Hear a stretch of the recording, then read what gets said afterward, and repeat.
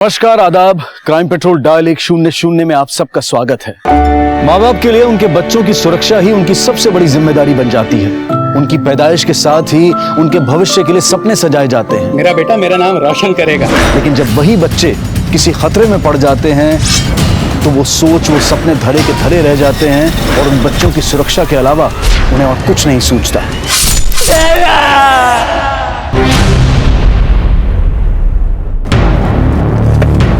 मेरा 18 साल का इकलौता लड़का रोहन कल से घर नहीं लौटा। प्लीज इसको ढूंढ निकालिए। बेटी जी इंस्पेक्टर साहब, मेरा बेटा रोहन बाजवा घर से कार लेके निकला था ट्यूशन के लिए। ना तो वो वहां पहुंचा ना ही घर लौटा, और अब उसका फोन भी बंद है। किसी पे कोई शक? इंस्पेक्टर साहब, मेरी गारमेंट की फैक्ट्री वाइन शॉप से रोहन मेरा इकलौता बेटा है। अब मैं किस किस पे शक करूं? अच्छा, कोई रैंसम कॉल आया या रोहन घर से कुछ लेके गया हो, पैसे जेवर या कुछ और? नहीं, मेरा बेटा तो एटीएम कार्ड भी इस्तेमाल नहीं करता, और जब उसको पैसे की जरूरत होती थी तो वो मुझसे मांग लेता था। अच्छा, रोहन की किसी से कोई दुश्मनी थी या कोई चक्कर? मेरा बेटा ऐसा नहीं है, उसका किसी के साथ कोई चक्कर नहीं है। हाँ, बस एक खराबी है, उसकी दोस्ती खराब लोगों से। किससे दोस्ती थी उसके भिखारी दोस्त चंदन और अमृता। आखिरी बार कब देखा था आपने उनको? कल 1 बजे जब वो ट्यूशन जा रहा था। आप रोहन की गाड़ी की डिटेल, रोहन का नंबर और उसके दोस्तों का नंबर लिखवा दीजिए। हम उसे ढूंढने की हर मुमकिन कोशिश करेंगे।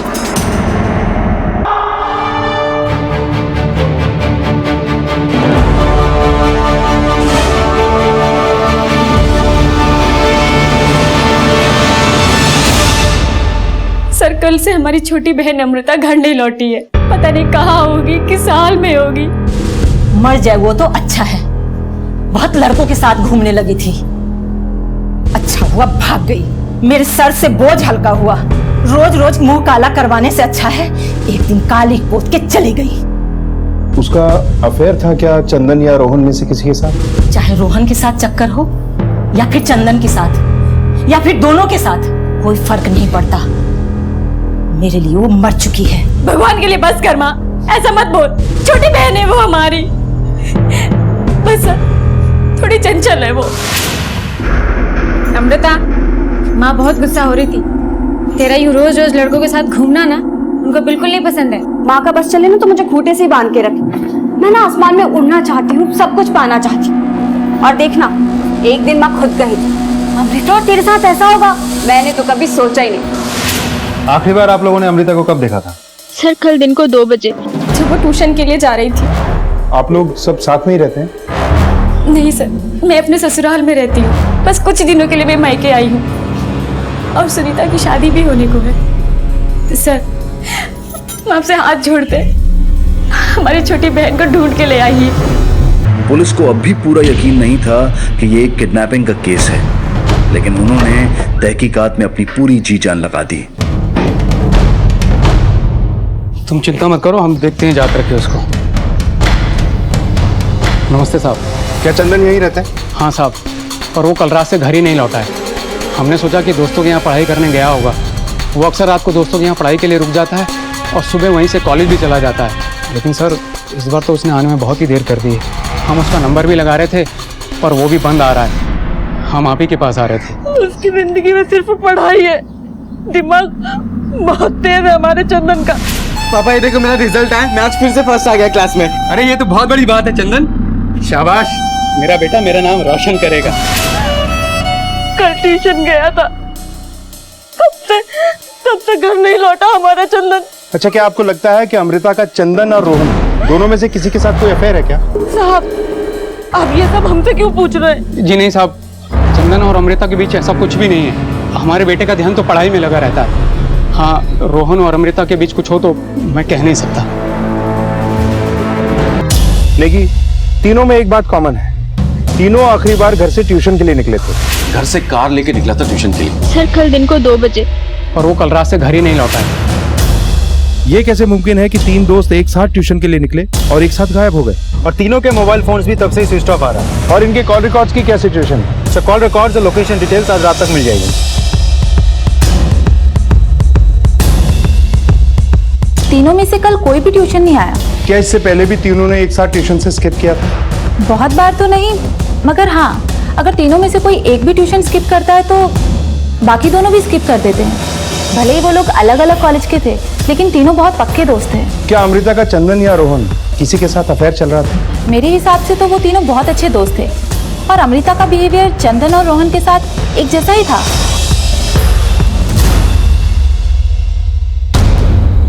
जीतपाल, अच्छा तो यहाँ से बनाया गया मेरे बेटे को उठाने का प्लान है ना? सारे के सारे भिखारी आपस में मिले हुए। हम तो हमारी बहन अमृता, चंदन और रोहन का कैसे पता लगाएं ये बात करने आए हैं। साहब को जितना भी दूध पिलाओ, पालो, दस्ता नहीं छोड़ता वो। ये चाल थी ना ये सब? ये हमारी कोई चाल नहीं है, सब दिया धरा तुम्हारा ही है। तुम यही चाहते थे ना कि तुम्हारा बेटा गरीबों से दोस्ती ना रखे, इसलिए ये सब तुमने करवाया है अपने पैसे और ताकत के दम पर। जीतपाल, अगर मेरे बेटे का बाल भी बांका हुआ ना तो तेरे घर की ईंट से ईंट बजा दूंगा मैं। छोड़, देख लूंगा तुझे मैं।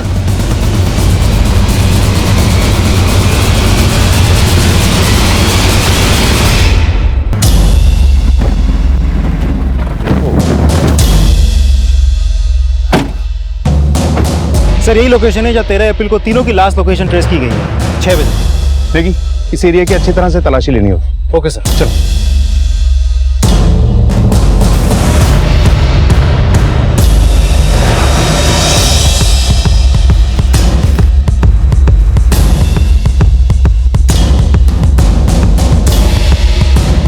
सर, यहाँ गाड़ी है।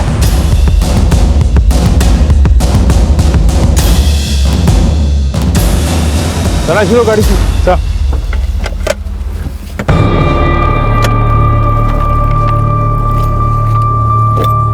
देखिए, कुछ मिला? नहीं सर, गाड़ी के अंदर बैग छोड़ के और कुछ नहीं मिला और ना ही यहाँ किसी के साथ कोई जबरदस्ती होने का सुराग दिखाई दे रहा है। देखिए, ऐसा हो सकता है कि तीनों कार को यहाँ छोड़कर कहीं भाग गए हों, या फिर उनके साथ कोई हादसा हो गया, या फिर ये भी हो सकता है कि किडनैपर ने तीनों को यहाँ से गायब किया, गाड़ी को यहाँ छुपाया और उनको ले उड़ा।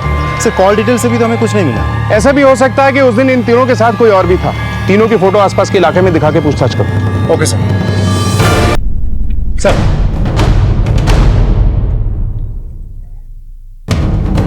ये देखिए सर, हमने सभी सीसीटीवी फुटेज खंगाल ली लेकिन कुछ हाथ नहीं लगा। रोहन को कोई फॉलो नहीं कर रहा था सर। कहीं इस किडनैपिंग के पीछे चंदन या अमृता में से तो कोई नहीं है? सर चंदन के बारे में तो नहीं पता, लेकिन उसके पिता जीतपाल के बारे में कुछ अहम बातें पता चली हैं। सर 6 साल पहले जीतपाल बलवंत की गारमेंट फैक्ट्री में हैंड प्रिंट का काम करने वाला एक बढ़िया कारीगर हुआ करता था, लेकिन एक रात उस फैक्ट्री में चोरी हुई, जिसके लिए बलवंत ने जीतपाल को और साथ में 4 और लोगों को जिम्मेदार ठहराया और काम से निकाल दिया, जिनमें से जीतपाल एक है। और साथ ही साथ उसने ये भी ठान ली कि उन 5 लोगों को शहर में कहीं भी काम ना मिले। उसके बाद से जीतपाल छोटा मोटा काम करके अपना घर चला रहा है सर। इस जीतपाल के पास बहुत ही ठोस वजह है रोहन को किडनैप करने की। उठा के लाओ उसे। Yes sir. हमें तुम्हारी और बलवंत की दुश्मनी के बारे में पता चल चुका है। तुम लोगों ने जानबूझकर अपने बेटे चंदन को उसी ट्यूशन में भेजा जहां रोहन पढ़ता था। फिर तुमने चंदन को रोहन से दोस्ती करने के लिए कहा, और जब रोहन चंदन पे आंख मूंद के विश्वास करने लगा, तब तुमने चंदन से बोल के उसका किडनैप करवा दिया।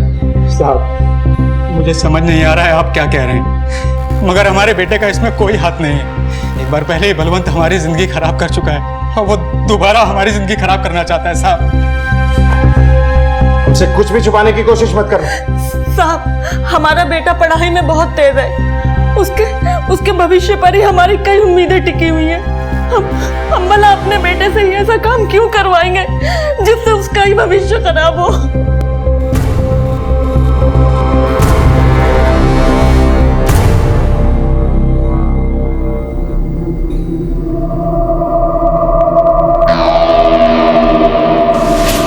गुड मॉर्निंग पापा। Good morning Rohan.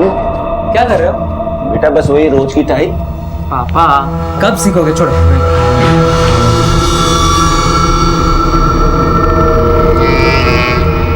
All set.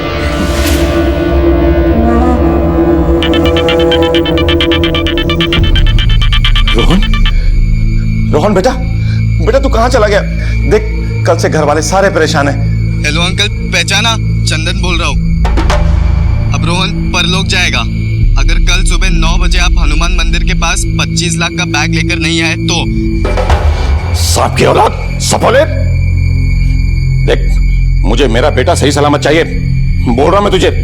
देख, मैं कल तक तेरा सारा पैसा दे दूंगा, मुझे मेरा बेटा सही सलामत चाहिए, समझ गया ना तू? चंदन,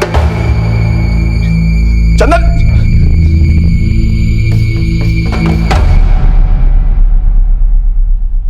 ठीक है, टेबल पे रखो। Yes sir. सर, रोहन का फोन कुछ देर पहले एक्टिव हुआ था और उससे बलवंत बाजवा को कॉल किया गया। लोकेशन भी ट्रेस हो गई है। तुम लोकेशन पे पहुंचो, मैं बलवंत के घर पहुंचता हूँ। सर।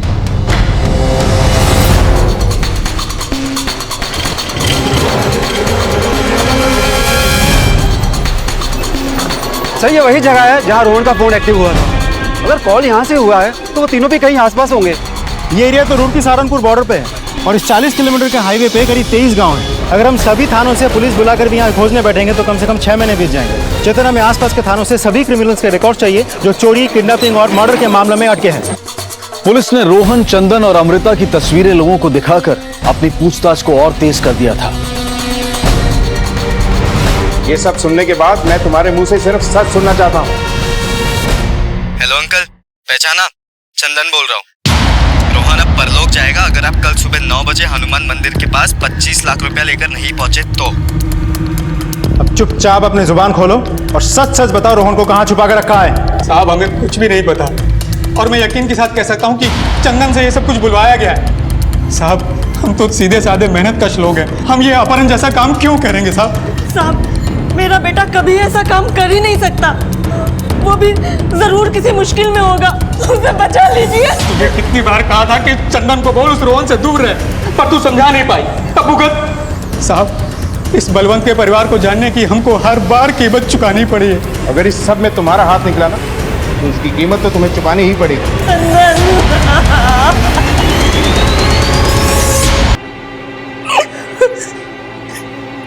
चुप हो जा सारिका, चुप हो जा। इंस्पेक्टर साहब, वो सड़क छाप चंदन का किया धरा है सब कुछ। मुझे तो पहले से ही शक था। चंदन के परिवार वालों को उठाइए आप और दिल से खातिर कीजिए, सब पकड़ लेंगे। वो पुरानी दुश्मनी निकाल रहे हैं हमसे। वो हमें पता है क्या करना है, सब पे नजर है हमारी।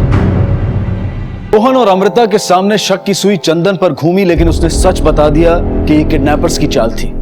क्या चंदन सच कह रहा था? और दूसरी तरफ पुलिस के सामने चंदन और रोहन के परिवारों के बीच की रंजिश भी सामने आने लगी थी। पुरानी दुश्मनी निकाल रहे हैं हमसे। वो इस बलवंत के परिवार को जानने की हमको हर बार कीमत चुकानी पड़ी है। क्या ये सच में एक दोस्त की दगाबाजी थी या फिर एक बाप ने दोस्ती का सहारा लेकर अपनी दुश्मनी को अंजाम देना चाहा था, या फिर इस सब के पीछे किसी और का ही दिमाग चल रहा था? पुलिस इस राज से पर्दा हटाने के लिए एड़ी चोटी का जोर लगा रही थी। लोकेशन से रोहन का मोबाइल ट्रेस हुआ था। उस लोकेशन के 40 किलोमीटर के दायरे में आने वाले सभी पुलिस स्टेशन से क्रिमिनल्स के रिकॉर्ड मंगवा ली है। सब पे नजर भी रखी हुई है, लेकिन इसमें काफी वक्त जाएगा सर। और लास्ट फोन कॉल लोकेशन में पहुंच के भी हमने पूछताछ की, कुछ पता नहीं चला। लेकिन इन किडनैपर्स को हमें फिरौती लेते हुए ही पकड़ना है सर।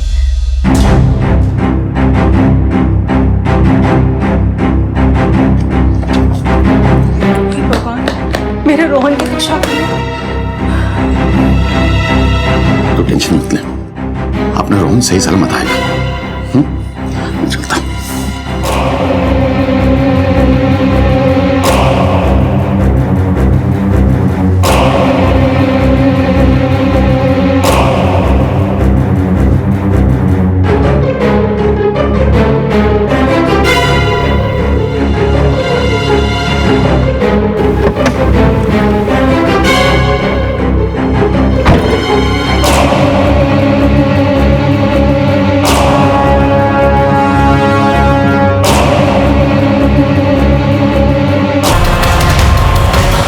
लगता है किडनैपर नहीं आएगा। आसपास के पूरे एरिया में छानबीन तेज करो। ये किडनैपर बहुत ही शातिर आदमी है, या फिर चंदन और अमृता में से कोई एक है। आप लोगों की वजह से मैं अपने बेटे को छोड़ा नहीं पाया। उन्हें भनक लग गई थी पुलिस की। अगर मेरे बेटे को कुछ हुआ ना तो मैं आप लोगों को छोड़ूंगा नहीं। साहब मुझे पूरा यकीन है ये सब खुद बलवंत का ही किया धरा है। लेकिन बलवंत खुद अपने ही बेटे को किडनैप क्यों करवाएगा? सर हो सकता है किडनैपिंग बस उसकी एक चाल हो, अमृता और चंदन को रोहन के रास्ते से हटाने की। आखिर बलवंत की अमृता और चंदन से क्या दुश्मनी हो सकती है? दुश्मनी नहीं साहब, नफरत थी उसे अमृता और चंदन से। और एक बार तो उसने आपके लिए सारा इंतजाम किया हुआ है, चिंता मत कीजिए। आइए तो सही। नमस्ते अंकल। नमस्ते।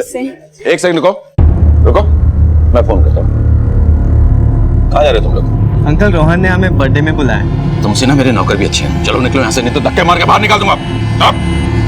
अंकल बस एक बार उसे विश कर दे और गिफ्ट्स दे दे, फिर हम चले जाएंगे।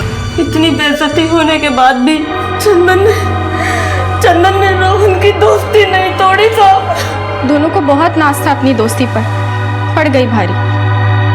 साहब, ये बलवंत ने किया है। अपनी जिद पूरी करने के लिए वो किसी भी हद तक गिर सकता है। अपनी बहन अमृता के गायब हो जाने से फिक्रमंद अनीता और सुनीता रोजाना पूछताछ के लिए पुलिस स्टेशन आती थी। हम आपसे आपके पति बलवंत बाजवा के बारे में जानना चाहते हैं। जी पूछिए।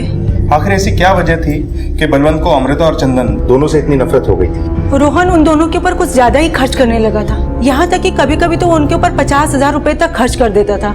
और उसके पापा को इस बात का यकीन हो गया कि वो उसके नहीं, उसके पैसों के दोस्त हैं। तो ये वजह थी बलवंत की अमृता और चंदन से नफरत करने की? जी, पर आप ये सब क्यों जानना चाहते थे? ये जानने के लिए कि लोग बलवंत से और बलवंत लोगों से इतनी नफरत क्यों करता है। बलवंत को लगता है कि चंदन और अमृता रोहन के केवल पैसे के ही दोस्त हैं। उसके भिखारी दोस्त चंदन और अमृता तुमसे ना मेरे नौकर भी अच्छे हैं। चलो निकलो यहाँ से, नहीं तो धक्के मार के बाहर निकाल दूंगा। उसे उनसे खतरा महसूस होता है। चांसेस हैं कि इसमें बलवंत की ही कोई चाल है। हमें किसी भी पॉसिबिलिटी को अनदेखा नहीं करना है। सर, किडनैपर्स भी पैसे लेने नहीं आए, मतलब बलवंत का पैसा उसी के पास है।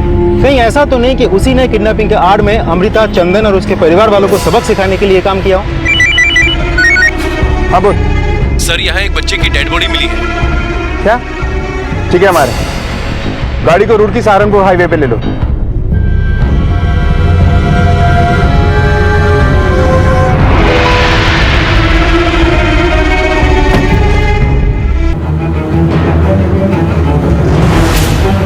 इसका मतलब वो लोग भी आसपास ही हैं। लेकिन सर, इसे क्यों मार दिया? कहीं पैसे ना मिलने का गुस्सा इस पर तो नहीं उतारा? आसपास के पूरे एरिया में अच्छे से छानबीन करो और बॉडी को पोस्टमार्टम के लिए भेजो। Yes sir. अपहरण का साधारण सा दिखने वाला ये केस चंदन की मौत के साथ पुलिस के लिए एकदम संगीन हो गया था। क्या वाकई बलवंत बाजवा ने खेल खेला था? जो भी हो, चंदन को मारकर अपराधियों ने अपने खतरनाक इरादे साफ कर दिए थे। पेचीदगियां बढ़ती जा रही थी, लेकिन अब तक पुलिस के हाथ कोई ठोस सुराग और सबूत नहीं लगा था। और चंदन के माता पिता पर यह खबर एक बिजली बनकर टूटी थी। चंदन! चंदन! मेरा चंदन! चंदन! आखिर बलवंत ने बदला ले ही लिया और आप लोग उसका कुछ नहीं बिगाड़ सके, क्योंकि वो अमीर आदमी है, पैसे वाला, वो सब कुछ खरीद सकता है। पुलिस ने अब कमर कस ली थी।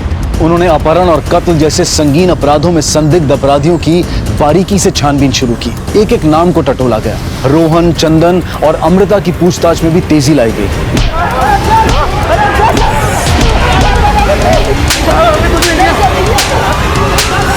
सर, हमने बलवंत बाजवा के कॉल रिकॉर्ड से लेकर हर एक मूवमेंट को ट्रैक किया, लेकिन अभी तक ऐसा कुछ भी निकल के सामने नहीं आया जिससे ये साबित हो सके कि सबके पीछे बलवंत का हाथ है। अब तक हमारा शक इन तीनों की आपसी रंजिश या परिवार वालों पे रहा है, लेकिन ऐसा भी तो हो सकता है कि इस सब के पीछे कोई ऐसा हो जो या तो इनकी फैमिली के बहुत करीब हो या इन तीनों दोस्तों के।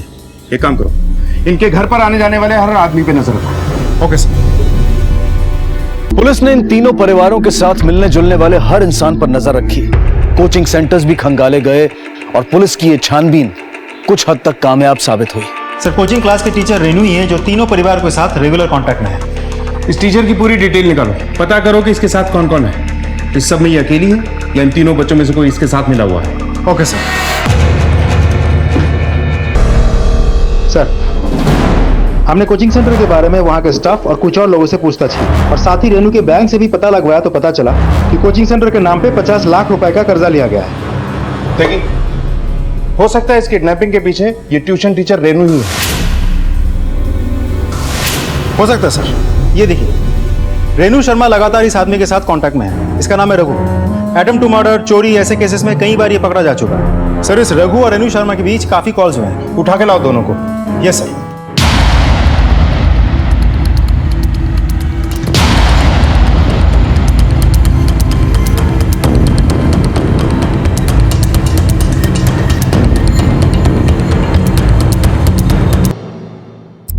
आप इस केस में इतना इंटरेस्ट क्यों ले रही है मैडम? क्या प्लानिंग है आपकी? सर, मैं तो बस अमृता के लिए परेशान थी। रोहन और चंदन भी मेरे ही कोचिंग सेंटर के स्टूडेंट हैं। ऐसे वक्त पे मेरा फर्ज बनता है कि मैं उनके परिवार के साथ खड़ी रहूं। रघु को कैसे जानती हैं? रघु तो बरेली का बहुत बड़ा बिल्डर है और वो वहाँ पर एक नई कोचिंग सेंटर के लिए मेरी मदद भी कर रहा है। हम लोग एक दूसरे को चाहने भी लगे हैं। मुझे माफ कर। सच बता, तो मार मार के तेरी हड्डियां तोड़ दूंगा। रघु के बारे में बाकी की जानकारी मैं दे दूं आपको। रघु मेरठ का हिस्ट्री शीटर है। उसके ऊपर चोरी, धोखाधड़ी और अटेम्प्ट टू मर्डर के कई चार्जेस हैं। पिछले 2 सालों से वो वांटेड भी है।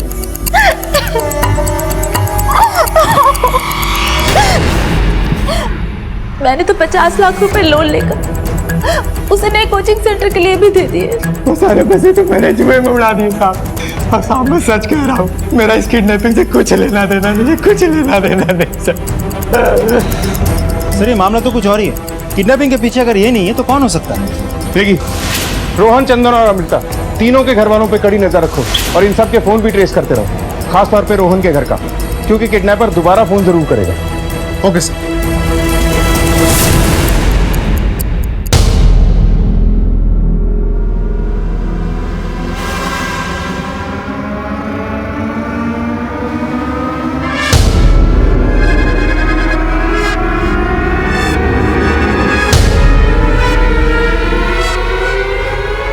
अगर अपने बेटे रोहन को जिंदा देखना चाहते हो तो इस बार 50 लाख रुपए पुराने पुल पर लेकर आना।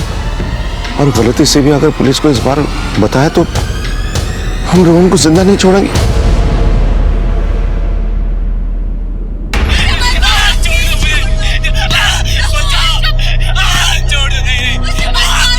रोहन, मेरा बेटा, उसे बचा लीजिए प्लीज, उसे बचा लीजिए। आप सुनते क्यों नहीं है? रोहन को बचा लीजिए।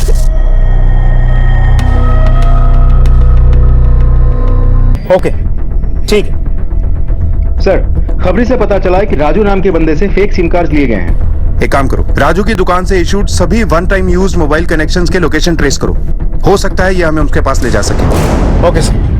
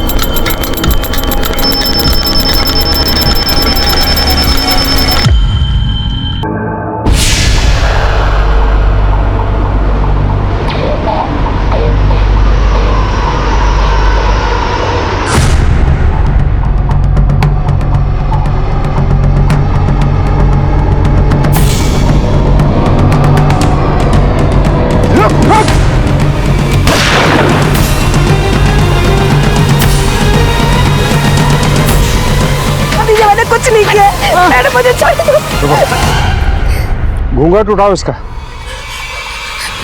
साहब, हमने कुछ नहीं किया साहब, हमने कुछ नहीं किया साहब। सीधे सीधे बोल दे, किसके कहने पे किया ये सब? साहब, वो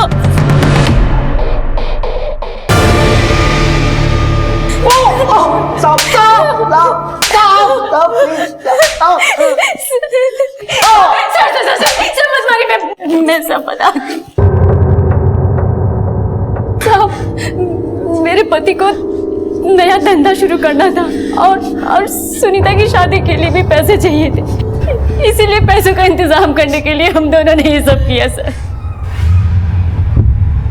मैंने काम अपने दोस्त पूरा उसकी बीवी रेशमा को सौंपा और बदले में 10 लाख रुपए देने का वादा किया। सर, हमने अमृता को फोन पर बात करते हुए सुन लिया था कि वो ट्यूशन स्किप करके राजपुर वाली रोड पर जाने वाली है ड्राइव के लिए। और सर, हमने ये खबर भूरा और रेशमा को बता दी, जिन्होंने आगे का प्लान किया था। और सर, अमृता ने रेशमा को एक बार देख लिया था, इसलिए वो उसे पहचान ना ले तो वो हमेशा घूंघट करके रखती थी। तुम लोगों के लालच ने 3-3 घरों में अंधेरा कर दिया। अब जेल की काल कोठरी के अंधेरों में बैठकर अपनी खुशियां ढूंढते रहना।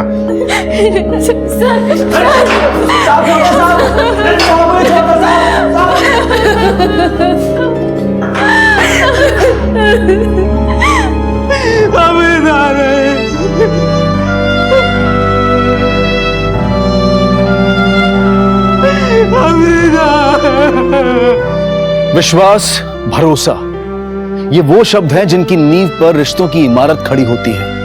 और अगर एक भी ईंट खिसक जाए तो या तो इस इमारत में दरारें पड़ जाती हैं या फिर पूरी की पूरी इमारत ढह सकती है। तीनों दोस्तों की दोस्ती की इमारत काफी मजबूत थी, लेकिन इतनी मजबूत नहीं थी कि अपने अंदर शक को न पनपने दे। पहले रोहन और अमृता ने चंदन पर और फिर रोहन ने अमृता की दोस्ती पर शक किया और ये शक इन तीनों की जिंदगियों को बर्बाद कर गया। अनीता और सुनीता ने अपनी जिंदगी को संवारने के लिए अपनी बहन अमृता के अमीर दोस्त रोहन को निशाना बनाया, लेकिन उनके लालच की इस चक्की में अमृता भी पिस गई।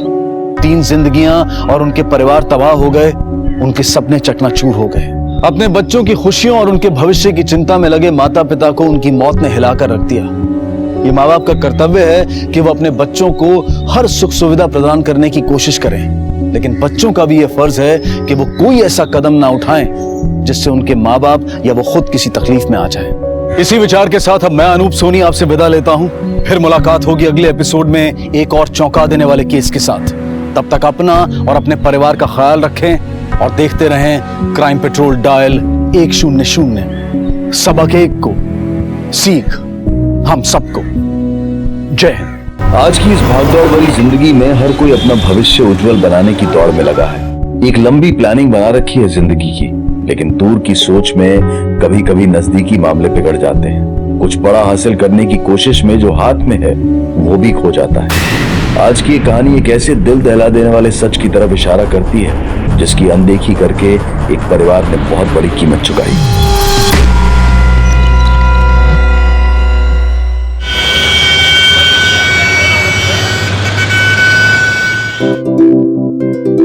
मम्मा, मैं आपको कितना मिस करता हूँ। आप फैक्ट्री क्यों गए? आई एम सॉरी बेटा, बस मम्मा अभी आती है आपके पास, बस थोड़ी देर में। पर हाँ अथर्व, तुम बाहर कहीं नहीं जाओगे अकेले, ठीक है? मम्मा आ रही है। फोन लगी मुझे। पापा से बात करो। अथर्व, एक काम करो बेटा, तुम पार्क चले आओ, डायरेक्ट खेलने। पापा, लेकिन मैं अकेले जाऊंगा। मम्मी आ जाएगी तुम्हें पार्क में लेने के लिए। ओके। ओके बच्चे।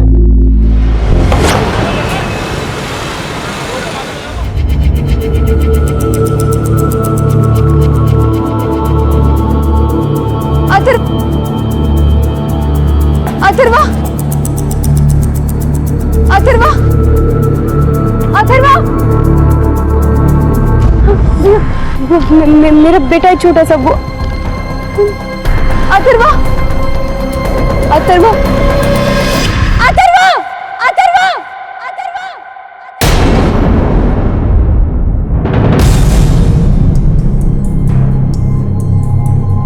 7 साल का है हमारा बेटा अथर्व, पता नहीं कहाँ चला गया, किस हाल में होगा वो।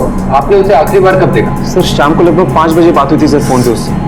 उस समय वो साइकिल लेके पार्क में खेलने जा रहा था सर। किसके साथ? सर अकेले ही जा रहा था। एक काम करो बेटा, तुम पार्क चले आओ, डायरेक्ट खेलने। पापा, लेकिन मैं अकेले जाऊंगा। उसने ग्रे कलर की जैकेट पहनी थी जिसमें मैंने अपने हाथों से उसका नाम लिखा था।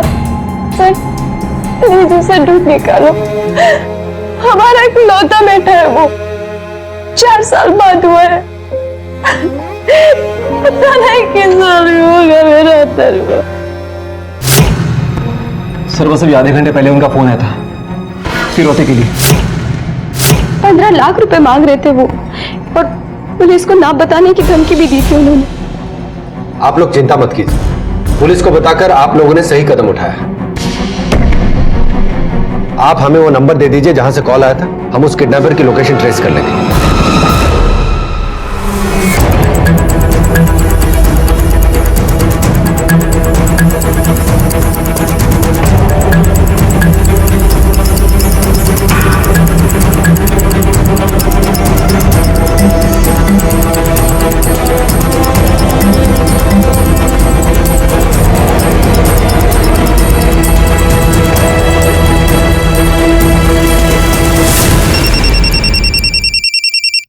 हेलो।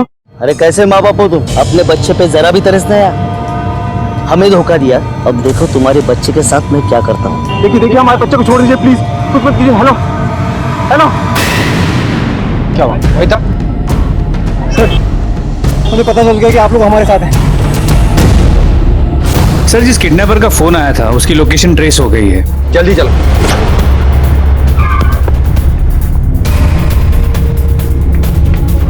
ये ताला तोड़।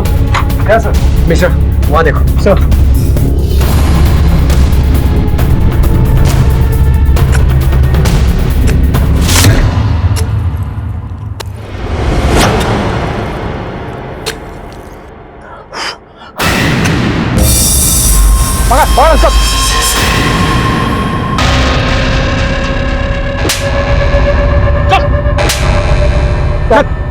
चेहरा तो बुरी तरह कुचल दिया ताकि शिनाख्त ना हो।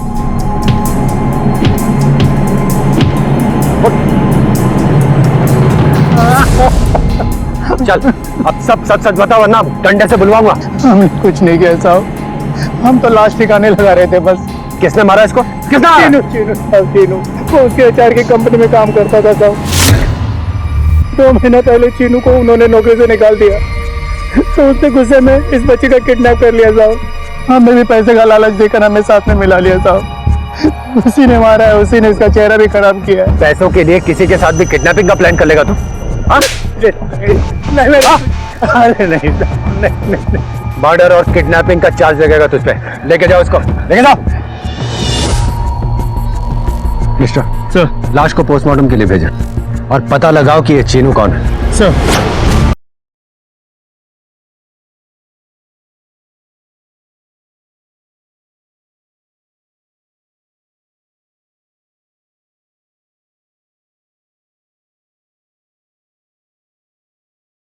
अपने बेटे अथर्वा के अपहरण और उसकी मौत के बाद राधा और समा टूट चुके थे। 6 महीने बीत चुके थे। पुलिस के कड़े संघर्ष के बावजूद अब भी एक अपहरणकर्ता उनके हाथ से दूर था।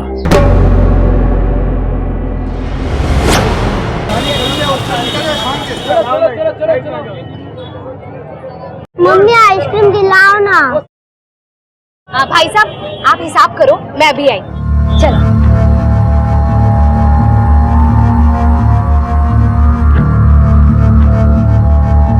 कितना हुआ भैया? आप आलू गोभी बेच रहे कि सोना बेच रहे हैं?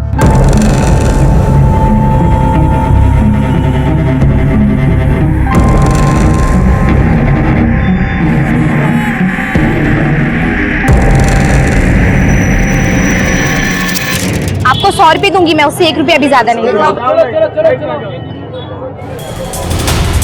अमन, अमन, भैया, भैया, अभी मेरे यहाँ मेरा बच्चा आया था, मैंने आइसक्रीम ली थी, आपने देखा? अमन, आपने मेरे बेटे को देखा क्या? अमन, अमन, अमन, मम्मा को छोड़ के ऐसे कहीं जाते हैं क्या बेटा? कहाँ थे आप? बहन जी, मोल भाव के चक्कर में ऐसे बच्चे को भूलना गलत है ना। 2 पैसा ज्यादा किया तो कुछ नहीं बिगड़ता, लेकिन अगर बच्चा खो गया तो जिंदगी उजड़ जाती है। हमें अब ठीक हो ना बेटा?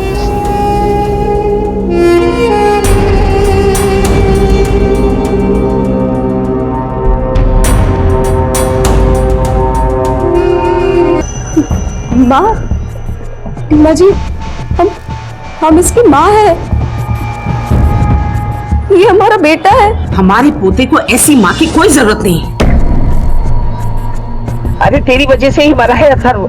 मृदुला, अब बस भी करो।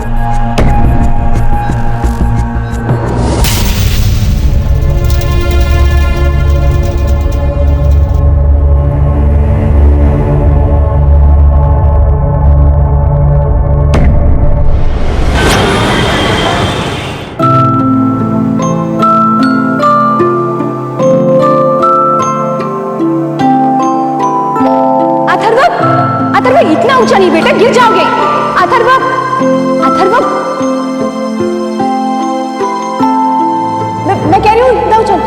माँ, मैं आपका सुपरमैन हूँ, मुझे कुछ नहीं होएगा। अथर्वा, मेरी बात सुनो।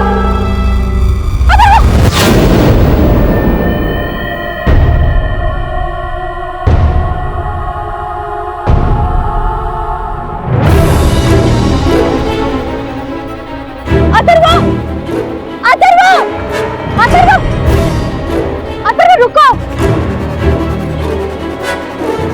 अथर्वा,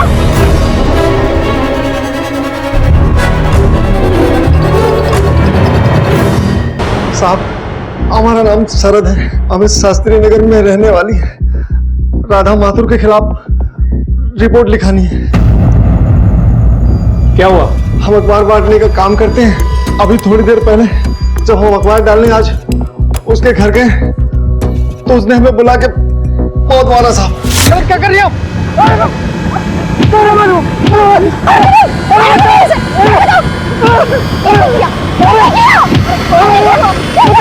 साहब एकदम पागल हो रहे थे। ये तो अच्छा हुआ कि घर वाले हमें आके बचा ली, नहीं तो वो आज हमको मार ही डालती।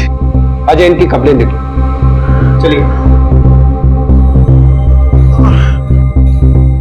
राधा माथुर, ये वही है ना mister Shastri Nagar kidnapping case वाली? जी सर, उस किडनैपिंग में उनके बच्चे की जान गई।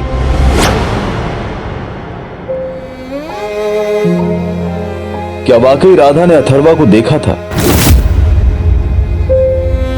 क्या अथर्वा जिंदा था? अथर्वा की यादें अब भी राधा के दिलो दिमाग पर छाई हुई थी। वो एक ऐसे दर्द से जूझ रही थी जिसकी चुभन शायद ही किसी की समझ में आए। एक मां के लिए ये एक बड़े इम्तिहान की घड़ी थी, लेकिन सच शायद अब भी किसी पर्दे में छुपा था।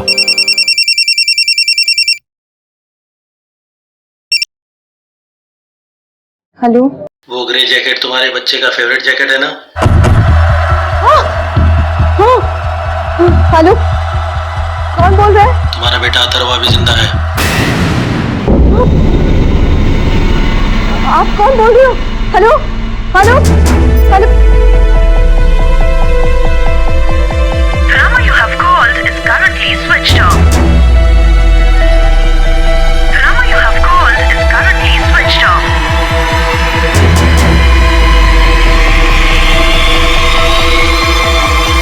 आज का ये केस आपके यकीन की बुनियाद को हिला देगा।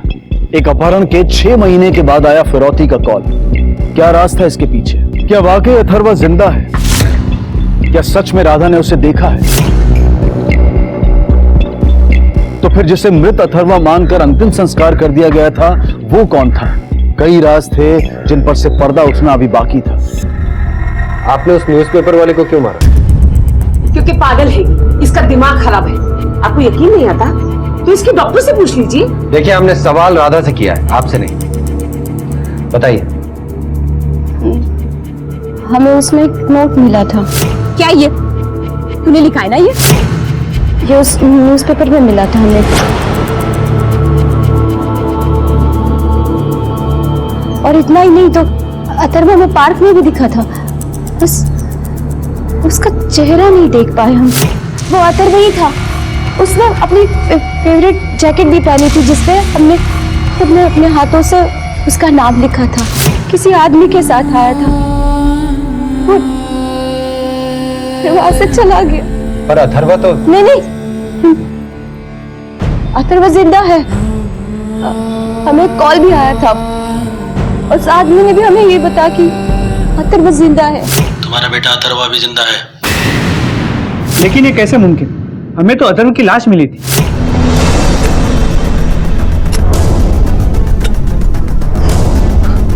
किसने मारा इसको? चीनू। अथर्वा का किडनैपर चीनू अभी तक लापता है, लेकिन अथर्वा के कपड़े देखकर आप ही लोगों ने उसकी लाश की शिनाख्त की थी। हाँ, हमने उस बच्चे का अंतिम संस्कार अपने हाथों से किया था, लेकिन हमारा दिल तब भी नहीं माना था। हमने तो उस बच्चे के शर्ट, पैंट और कद काटे से अंदाज लगा दिया था, पर उस बच्चे का चेहरा इतना बिगड़ा हुआ था कि कुछ पक्का नहीं कह सकते। वो जैकेट भी तो नहीं मिली। मैं कहती हूँ ताई जी, मेरा अथर्वा जिंदा है। हाँ बेटा, मेरा अथर्वा जिंदा है। मैं कहती हूँ यकीन से। मृदुला जी, आप इन पर हाथ नहीं उठा सकती। हम अपनी बहू के साथ क्या कर सकते क्या नहीं, ये आपसे नहीं सुनेंगे। ये आपकी पुलिस चौकी नहीं है, लेकिन ये हमारा घर है। इस तरह तुम किसी पे हाथ नहीं उठा सकती। समर कहाँ है? जब से अथर्वा गया है, वो घर में रहते ही कहाँ है। आपने उसे बताया इन कॉल्स के बारे में? नहीं, हमने उन्हें कॉल के बारे में कुछ नहीं बताया। ठीक है, आप वो नंबर हमें दे दीजिए। 6 महीने के बाद फिर से फिरौती का फोन आने पर इस केस में नया मोड़ आ गया। लेकिन क्या यह मुमकिन था कि कोई अपहरणकर्ता 6 महीनों तक खामोश रहे और फिर फिरौती की रकम की मांग करे? इतने दिनों की खामोशी के बाद जैसे राधा की थमी हुई जिंदगी में तूफान उठ खड़ा हुआ, और यह तूफान महज एक संकेत नहीं था। इसके बहाव में बहुत कुछ बह जाने वाला था।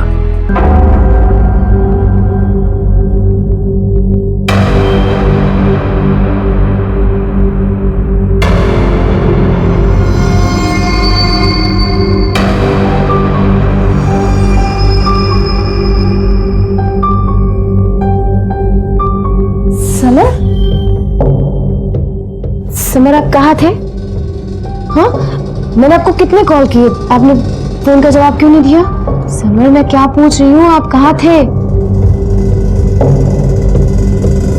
हमने तुमसे कभी पूछा है कि पिछले 6 महीनों से तुम कहाँ थी? पूछा है कभी? हम तो घर पर ही थे। घर पर तो तुम थी, बस तुम्हारा दिल यहाँ नहीं था।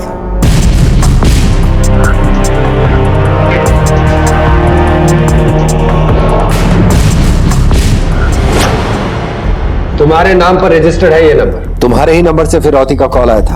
इन लोगों को कैसे जानते हो तुम? सर मेरे आईडी पे ये नंबर, सर ना ये नंबर मेरा है और ना ही मैं जानता हूँ। मेरा यकीन कीजिए सर, इस किडनैपिंग और मर्डर से मेरा कोई लेना देना नहीं है। हाँ सर, ये सारे आईडीज हमारे ही हैं, पर हमने ऐसे किसी भी पेपर पे ये नंबर नहीं लिया। 13 जुलाई को सुबह से शाम कहाँ थी? सर उस दिन मैं शहर में ही नहीं था, दिल्ली गया था अपने दोस्त की एक शादी में। सर मैं एक स्कूल टीचर हूँ, स्कूल में एक्स्ट्रा क्लासेस थे, मैं वही थी। सर दोनों की बातें में कुछ सस्पिशियस नहीं लगा, लगता है कि सच बोल रहा है।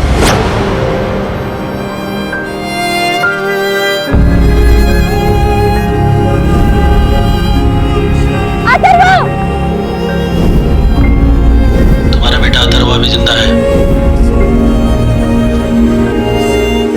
अथर्वा मर चुका था।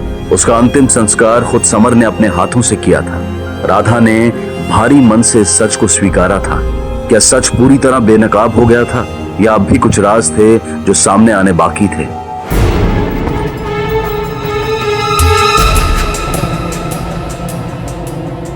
मुझे तुम्हारी बात का यकीन है, लेकिन उस कॉलर के बारे में तुम्हें पुलिस को नहीं बताना चाहिए था। अगर उस किडनैपर को पता चल गया तो राधा, तुमने फिर से वही गलती कर दी।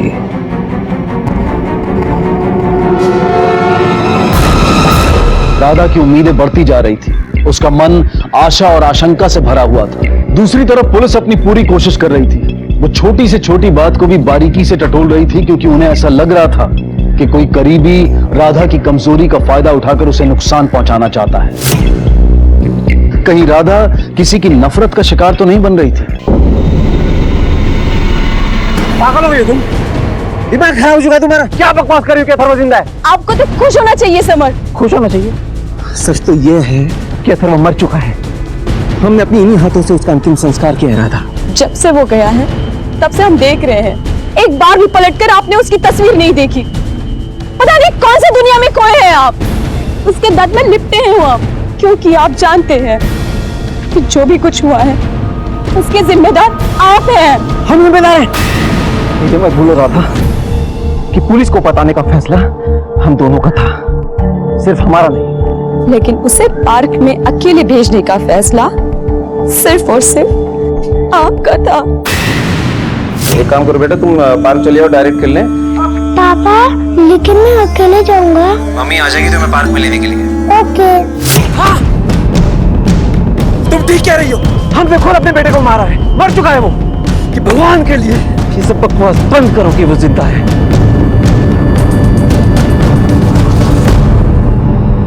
सर रवीना और प्रकाश के बारे में पता किया, दोनों सच कह रहे हैं। किसी ने उनके आईडीज और डॉक्यूमेंट्स इस्तेमाल करके वो नंबर्स लिए थे 10 जुलाई को, और उस नंबर से सिर्फ राधा को फोन किया गया। पर कोई ऐसा करेगा क्यों?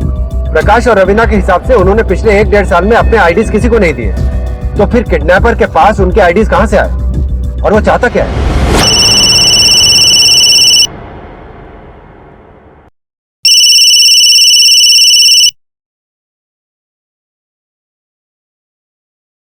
हेलो, बच्चा चाहिए जिंदा? तो आज भी रकम वही है, 15 लाख। कब और कहां वो मैं फोन करके बताऊंगा। और हाँ, इस बार पुलिस को बताने की गलती मत करना, वरना इस बार मैं बच्चे को सचमुच मार डालूंगा। अरे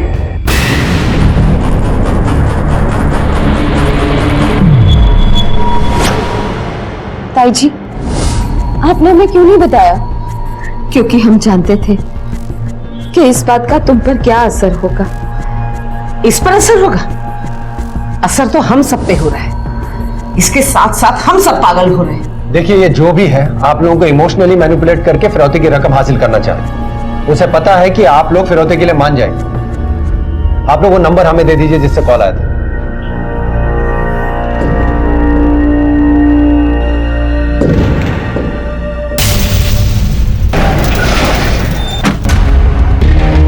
ये जो भी है राधा के आसपास का है, जो उसे अच्छे तरीके से जानता है। मिश्रा, राधा की सास मृदुला से उसके रिश्ते कभी अच्छे नहीं रहे और पिछले 6 महीने में वो रिश्ते और बिगड़ गए।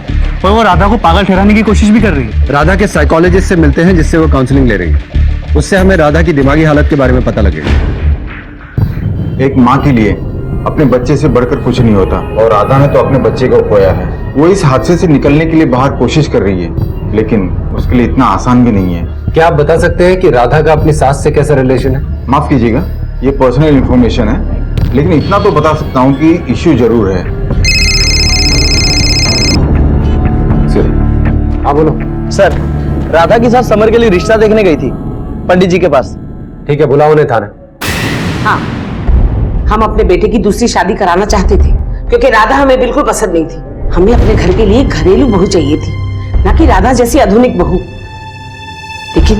लेकिन हमारी जेठानी सुलेखा, उसे राधा बहुत पसंद थी, इसीलिए हमारी मर्जी के बिना उसने ये शादी तय कर दी। तो क्या वो राधा को जानती थी?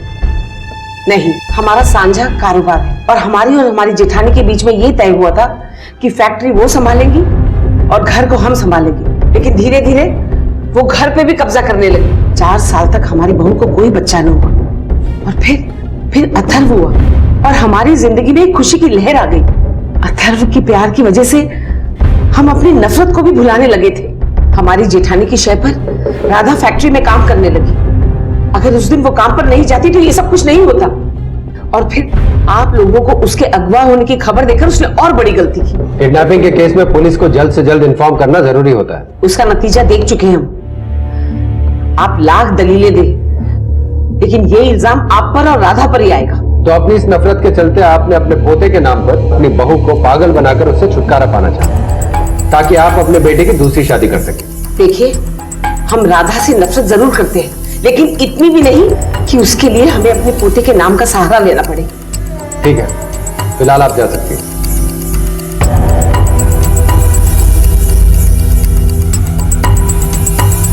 मृदुला पे नजर रखो, पता करो कि हाल फिलहाल में ये किसी अनजान या सस्पिशियस आदमी के टच में तो नहीं आई। और ये भी पता करो कि जब कॉल्स आए थे तब ये कहां थे। सर,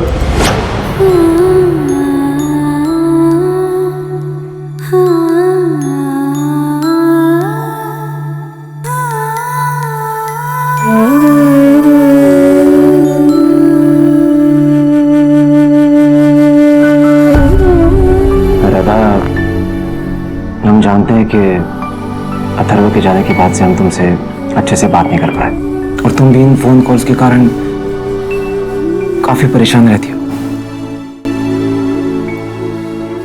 देखो राधा, क्यों ना हम एक बच्चा गोद ले लें। गोद ले ले? मतलब हमारा बच्चा जिंदा होने के बाद भी हम बच्चा गोद कैसे ले? अथर्व मर चुका है राधा, और तुम इस सच्चाई को जितनी जल्दी मान लो उतना ही अच्छा है। राधा, तुम क्यों नहीं समझ रही हो? कोई तुम्हारी भावनाओं के साथ गंदा मजाक कर रहा है। 6 महीने के अंधेरे के बाद मुझे एक रोशनी की किरण मिली है। अब उस किरण को मैं अंधेरे में खोने नहीं दूंगी। मैं अपना बच्चा वापस लेके रहूंगी, चाहे मुझे उसकी कुछ भी कीमत चुकानी पड़े। यादों को पकड़ के रखोगी राधा, तो जिंदगी में कभी आगे नहीं बढ़ पाओगी तुम। आज मैं अथर्व की सारी यादें खत्म कर देता हूँ।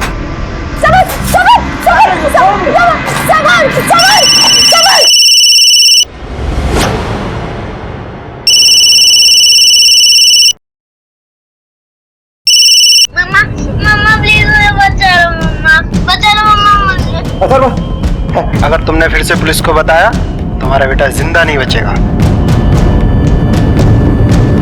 Hello sir, Raghav Bansal. इस बार जिस नंबर से फोन आया था वो इसके नाम पे रजिस्टर्ड है। राधा के फैमिली के साथ कोई कनेक्शन नहीं, रावतपुर का रहने वाला है। पिछले साल लखनऊ शिफ्ट हुआ, वहां इसकी दुकान है। प्रकाश और रवीना की तरह इसकी आईडी को भी मिसयूज किया गया। मिश्रा, ये जो कोई भी है इसमें आईडीज ला कहां से रहा है? अलग अलग लोग, अलग अलग लोकेशन, सर ये नंबर की लास्ट लोकेशन ट्रेस हो गई है। फोन शाहपुर से किया गया है।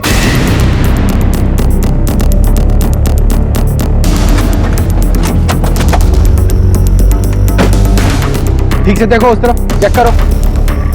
वहां सर।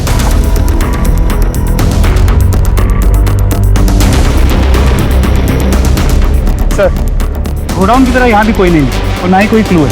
सर एक कॉलर बड़ा ही तेज है। ज्यादा तेज दौड़ने वाले अक्सर मुंह के बल गिरते हैं।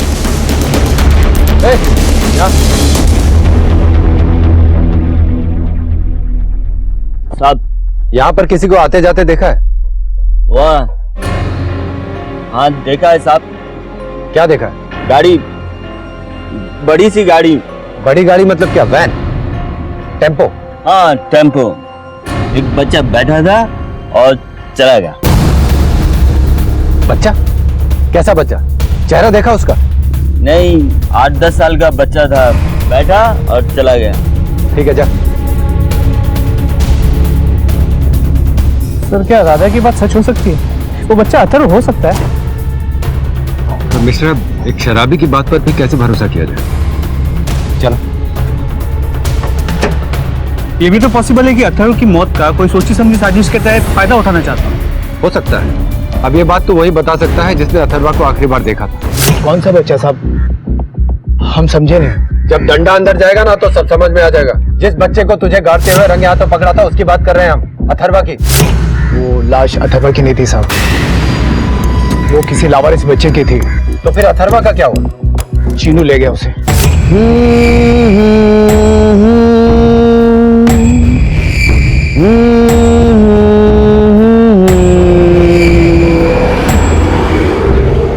सारा नाटक चीनू का रचा हुआ है साहब। उसको पैसे नहीं मिले थे तो भड़क गया था वो। तो ये बात तूने हमें पहले क्यों नहीं बताई? चीनू ने हमें आप लोगों से झूठ बोलने के लिए कहा था। उसके बदले वो हमारे परिवार की मदद करेगा, पर साहब उसने हमारे परिवार को पलट कर भी नहीं देखा। अब तक तो सिर्फ राधा ही थी जो अथर्वा के जिंदा होने का दावा कर रही थी, लेकिन अब समर ने भी फोन पर एक ऐसे बच्चे की आवाज सुनी थी जो काफी हद तक अथर्वा जैसी ही थी। ऊपर से बब्बन ने भी अपनी बात बदल दी थी। कल तक पुलिस बब्बन की गवाही पर और अथर्वा के घर वालों की शिनाख्त पर फार्म हाउस में मिली लाश को अथर्वा की लाश मान रही थी, लेकिन अब इस संभावना से इनकार नहीं किया जा सकता था कि अथर्वा सच में जिंदा था। क्या अपहरणकर्ताओं ने सही मौके की तलाश में इतना इंतजार किया था? पुलिस के लिए यह केस दिन ब दिन उलझता जा रहा था। झूठ कभी एक डाली पर नहीं टिकता। जहां फायदा हो वहां उछलकर चला जाता। अगर ये बब्बन एक बार झूठ बोल सकता है तो हो सकता है इस बार भी बोल रहा हो। लेकिन उसकी बात सच निकली तो? मिश्रा, पता करो कि उस दौरान किसी ऐसे बच्चे की मिसिंग होने की कंप्लेंट लिखाई गई थी क्या, जो उम्र और दिखने में बिल्कुल अथर्वा जैसा लगता। अगर वो लाश अथर्वा की नहीं थी तो किसी की तो होगी। सर मुझे तो अब भी ये विश्वास नहीं हो रहा कोई किडनैपर 6 महीने तक बच्चे को क्यों पाले। और अगर शराबी की बात माने, बच्चा खुद अपनी मर्जी से वैन में बैठा और चला गया। हो सकता है कि वो टेम्पो वाला उसका जान पहचान का। सर शक तो अथर्व की फैमिली पे भी जाता है। हो सकता है असली मुजरिम परिवार में ही छुपा। बब्बन और चीनू के साथ कोई तीसरा भी मिला हुआ हो सकता है। इंस्पेक्टर साहब, यही है वो निकम्मा जो राधा को बार बार फोन करके तंग किया करता था।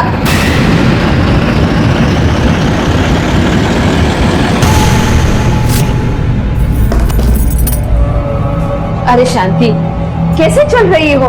चलो नीचे देख के चला करो।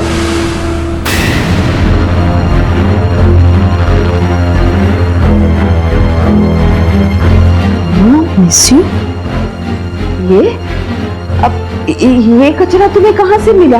निखिल भैया के रूम से मिला कचरा।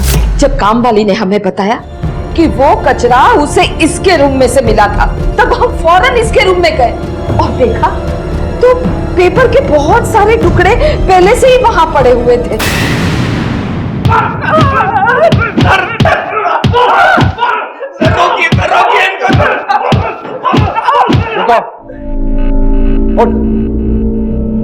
हमें तो पहले ही शक था कि अथर्वा की किडनैपिंग में तेरा हाथ है, लेकिन उस वक्त कोई सबूत नहीं मिला। चल अब सब सच सच बता। सर हम सिर्फ राधा को परेशान करना चाहते थे और इसीलिए हमने उसको वो नोट भेजा था बस।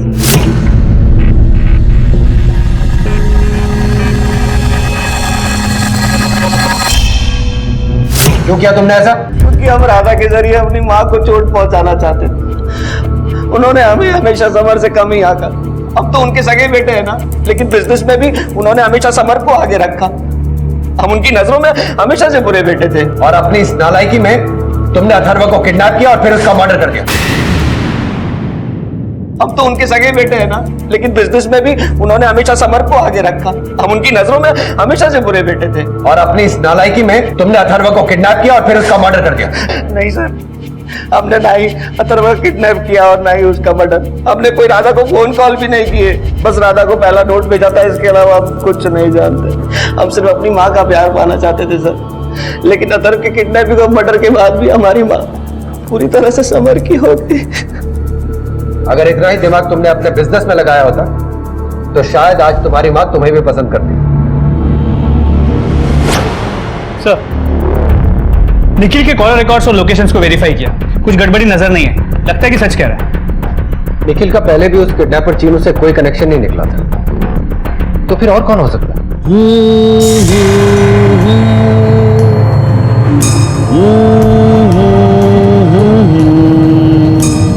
सर, वो 4 लोग जिनकी आईडीज पे वो फेक नंबर्स लिए गए, उनके सभी डिटेल्स को चेक कर लिया। सर, सब लोगों में एक चीज कॉमन है। क्या? सर, पिछले 1.5 साल में इन चारों ने लोन के लिए अप्लाई किया, अलग अलग जगहों पे और अलग अलग रीजंस। प्रकाश को चाहिए था लोन गाड़ी खरीदने के लिए, रवीना को होम लोन चाहिए था, राघव बंसल को एजुकेशन लोन चाहिए था अपने बेटे के लिए, और सानिया मल्होत्रा को पर्सनल लोन चाहिए था। इंटरेस्टिंग बात यह है कि इनमें से किसी को भी लोन नहीं मिला, सभी के एप्लीकेशंस रिजेक्ट हो गए। तो ये है कॉमन लिंक। इन सब के आईडीज उन लोन एप्लीकेशंस के साथ सबमिट की गई थी जो रिजेक्ट हो गई। मिश्रा, पता लगा कि इन बैंक से रिजेक्टेड एप्लीकेशंस के साथ जो आईडीज होती हैं वो कहां जाती हैं, और उन बच्चों का क्या हुआ जो अथर्वा के साथ मिसिंग हुए थे? सर, शाम तक फाइल्स आ जाएंगी।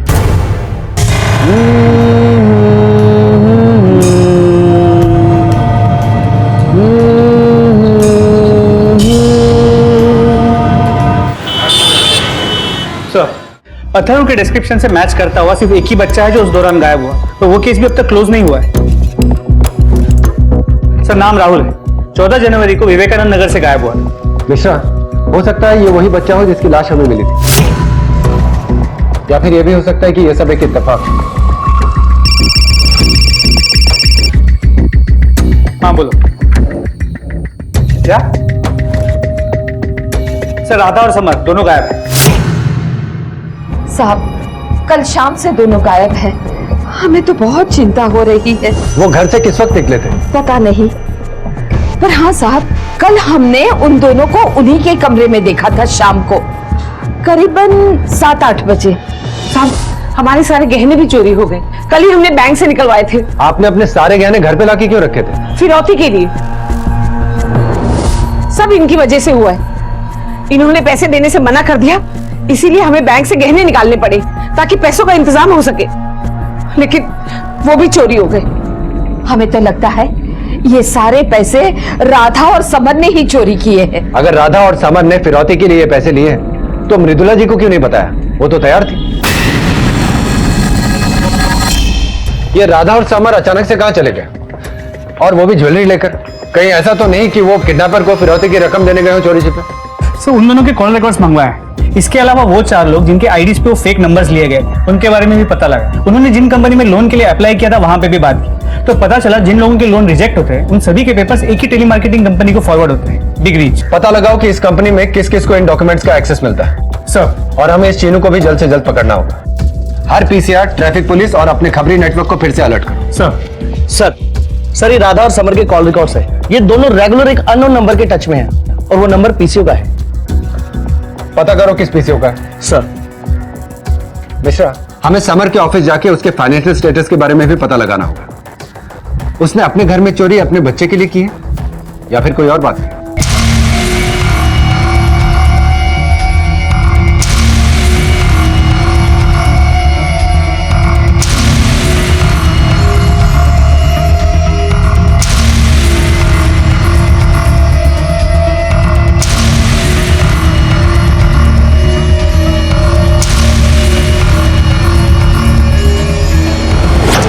सर, ये देखिए, पिछले 1 साल में जितना प्रोडक्शन हुआ है रिकॉर्ड्स के हिसाब से सेल उससे काफी ज्यादा है, ऑलमोस्ट डबल। लेकिन प्रॉफिट जितना होना चाहिए उससे आधा है। क्या चल रहा है ये सब? सर, मुझे कुछ नहीं पता। मेरा काम यहाँ पे सिर्फ फ्लोर मैनेज करना है, अकाउंट्स मैं नहीं देखता हूँ। चलो। अथर्व के किडनैपिंग के पहले से ही समर किसी फ्रॉड में इन्वॉल्व लगता है। हो सकता है कि सब कुछ समर ने प्लान किया और राधा भी उसका साथ दे रही है। समर की फाइनेंशियल कंडीशन ठीक नहीं है, इतना तो साफ है। हो सकता है इतने दिनों से राधा और समर उस पीसीओ वाले नंबर पर उसके डैपर चीनू से ही बात कर रहे हो। लेकिन सर, कोई माँ बाप अपनी बेटे की किडनैपिंग और मर्डर प्लान कर सकते हैं क्या? सर एक मिनट। पीएसआई मिश्रा, ठीक है हम अभी आते हैं। सर, जुगईपुर में एबेंडन बिल्डिंग के पास पीसीआर ने चीनू को स्पॉट किया। इस बार बच के जाना नहीं चाहिए। देखो हर तरफ ठीक से। सर चलो।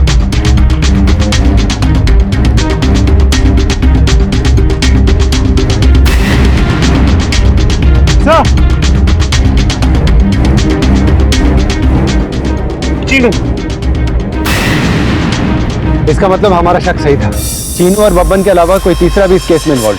सर, ये बता रहे थे यहाँ पे किसी को आते जाते देखा है। किसको देखा है? पहचान सकते हो? नहीं सर, शकल तो नहीं दिखा, लेकिन कोई औरत थी। औरत? सर, ये औरत राधा हो सकती है। हो सकता है समर और राधा ने मिलकर ही पूरी प्लानिंग की। खुद गायब हो गए और चीनू को रास्ते से हटा दिया। सर, ये कार्ड मिला, मोबाइल रिचार्ज का। मिस्टर, मोबाइल कंपनी से पता करो कि इस कार्ड से कौन सा नंबर रिचार्ज किया गया है। जरूर चीनू ने इससे अपना ही नंबर रिचार्ज किया होगा। सर, चीनू के कॉल डिटेल्स आ गए। एक नंबर से वो रेगुलरली टच में, और राधा या समर नहीं। अथर्वा की किडनैपिंग में आप ही का हाथ था ना? हाँ, बस अब ये हम सारी बातें अपने अंदर नहीं रख सकते। क्यों किया आपने ऐसा? शायद अपनी झूठी अहंकार की वजह से। हमारे और मृदुला के पति के मरने के बाद हमने अपना बिजनेस अपने बलबूते पर खड़ा किया था और हमारा बिजनेस ठप होता जा रहा था। हमें पैसों की सख्त जरूरत थी और मैं ये भी जानती हूँ कि मृदुला के पास 10-12 लाख के गहने थे। वो गहने आप मृदुला से मांग भी तो सकते हैं। कैसे मांगती? मैं छोटी नहीं पड़ जाती उसके सामने? मृदुला अपने गहने में रखती थे और हम उन्हें चोरी नहीं कर सकते थे, इसीलिए हमने बच्चे का किडनैपिंग का प्लान बनाया।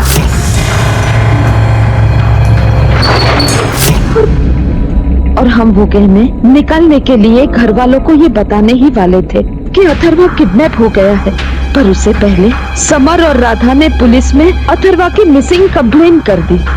हम बहुत डर गए थे और इसीलिए हमने चीनू को फोन करके कहा कि वो अथर्वा को छोड़ दे।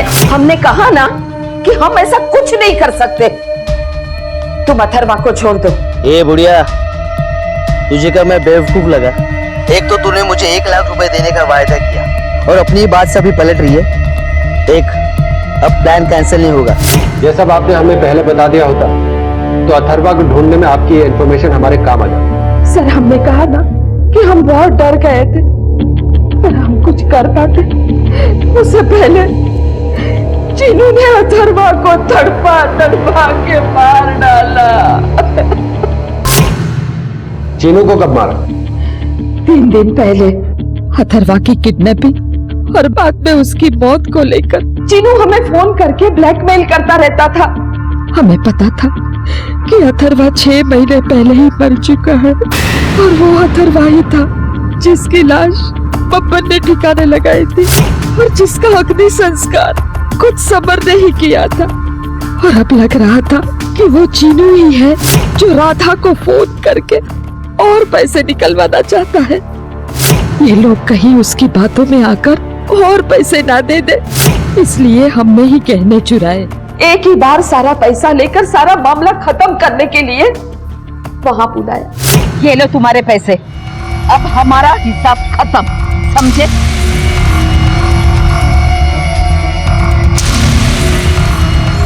हमें अथर्वा की मौत का नजारा सामने आ रहा था।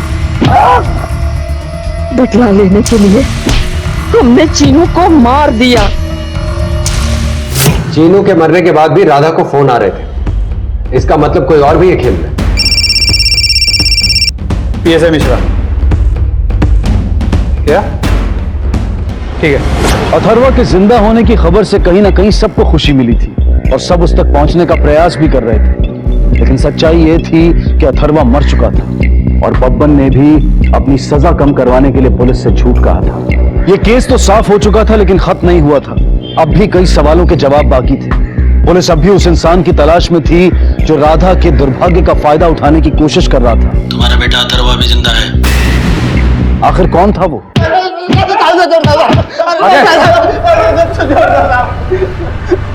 बताता हूँ साहब, बताता हूँ। बोल। मैं लोगों को आईडी प्रूफ देता था साहब। किसको? साहब वो साइकोलॉजिस्ट उमेश बख्शी को साहब। अरे ऐसे कैसे आप लोग घुसे आए? अभी बताते, तलाशियो। सर, ये उनमें से एक नंबर है जिससे राधा को फोन किया गया। मतलब हो ना हो ये तीनों नंबर भी वही हैं।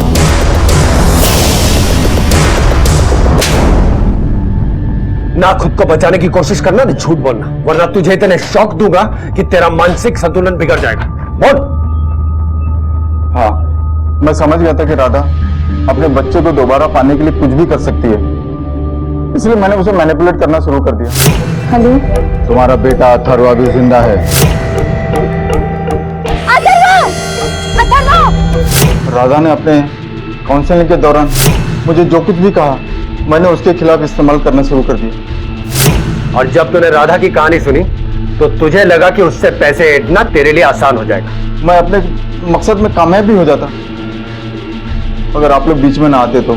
इंसान को कामयाबी मेहनत से मिलती है, किसी को धोखा देकर या अपराध करके नहीं। अब अपनी बाकी की प्रैक्टिस जेल में करना। लेके चलो इसको। Sorry sir. तो पीसीआर से रिपोर्ट आई, समर और राधा को आजाद नगर में देखा गया। क्या हो रहा है सब? हाँ? पकड़ो इन सबको, किसी को मत छोड़ो। जाओ, पकड़ो, लेके जाओ सबको। ये क्या करने जा रहे थे आप लोग? अपनी किडनीज बेचने जा रहे थे? सर, हमारे पास कोई दूसरा रास्ता ही नहीं बचा था सर। फिरौती वाले पैसे मांग रहे थे और उनको देने के लिए कुछ नहीं बचा था सर हमारे पास। अथर्वा को कैसे लाते हम लोग सर? अब आप कुछ भी कर लें, अथर्वा को कभी वापस नहीं ला पाएंगे। वो सचमुच मर चुका है।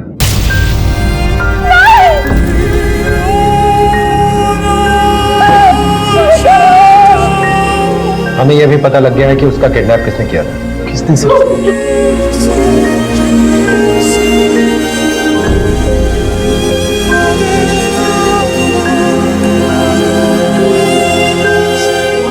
बहुत पुरानी कहावत है कि अपने दुख को अपने मन के अंदर ही रखें, क्योंकि कई बार लोग इसका फायदा उठाने की कोशिश करते हैं। और फिर यह भी एक कहावत है कि दुख बांटने से ही कम होता है। तो फिर किस कहावत को सही माना जाए? कहावत चाहे कोई भी क्यों ना हो, लेकिन समझना यह जरूरी है कि जिंदगी में किसी भी मोड़ पर इतने कमजोर ना पड़े कि किसी अपराध के चंगुल में फंस जाए, क्योंकि अपराध उन्हीं को अपने शिकंजे में लेता है जो अपने आप को संभाल नहीं पाते हैं। आखिर राधा ने इस सच को मान लिया कि अथर्वा जा चुका है हमेशा के लिए। राधा ने और समर ने मिलकर एक बच्चे को गोद लेकर अपनी जिंदगी को फिर से आगे बढ़ाने का सही फैसला लिया है। सुलेखा अपने झूठे अहम को स्वाभिमान का नाम देकर एक ऐसे अपराध में शामिल हो गई कि उसे संभलने का मौका ही नहीं मिला।